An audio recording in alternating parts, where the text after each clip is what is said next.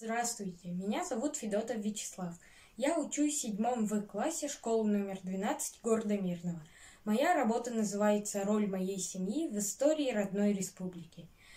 Руководитель Дугар-Цыренова Наталья Владимировна. В нашей семье хранится память о наших предках.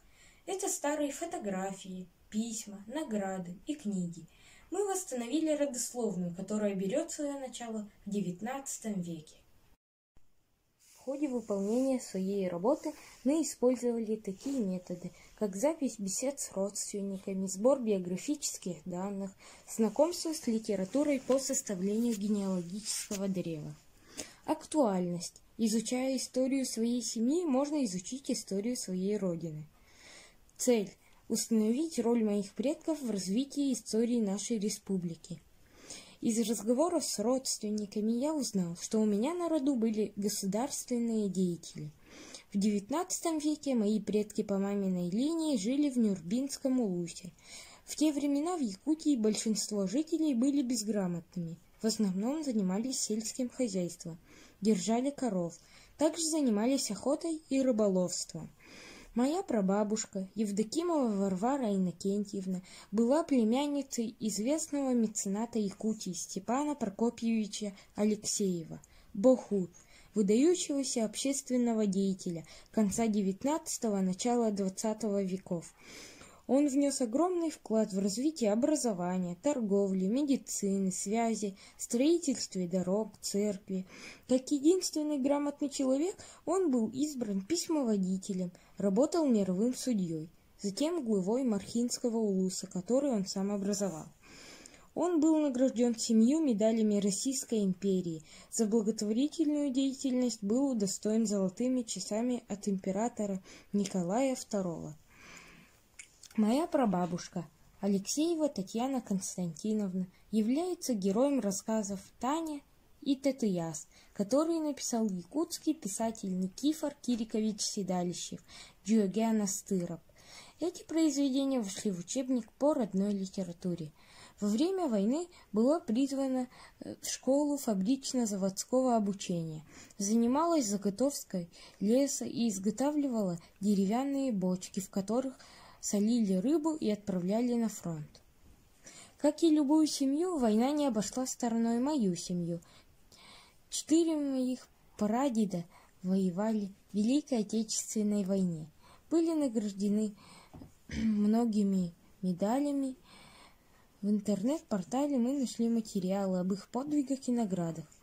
9 мая мы всей семьей участвуем в акции «Бессмертный полк».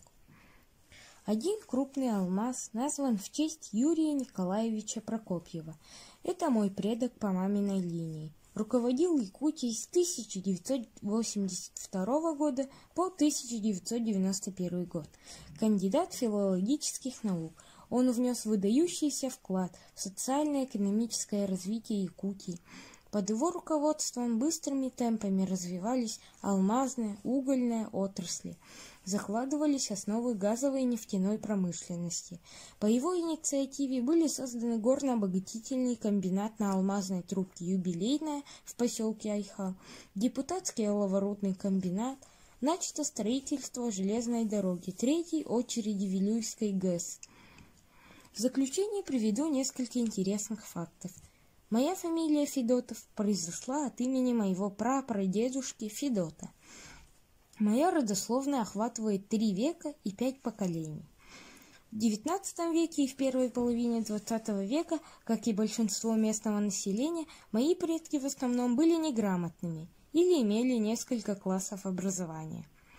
Если степень образованности раньше был 1–2%, то в наше время почти 90% имеют среднее или высшее образование. В моем роду преобладают такие профессии, как учитель, врач, водитель и строитель. Есть родственники, которые сохраняют традиционные занятия якутов и разводят коров и лошадей. Итак, с помощью родителей, бабушек и родственников мы восстановили родословную своей семьи. Я много узнал о своих родственниках и предках. Мои предки стремились дать образование не только своим детям, но и своим землякам. Они пытались создавать блага для своего народа, трудились и воевали на благо родного края. Внесли свой вклад в развитие промышленности Якутии. В нашей семье передаются такие ценности, как уважение друг к другу, честность, щедрость и ответственность. Ответственность не только за себя, но и за свой народ. Я горжусь своей семьей и своими предками. Спасибо за внимание.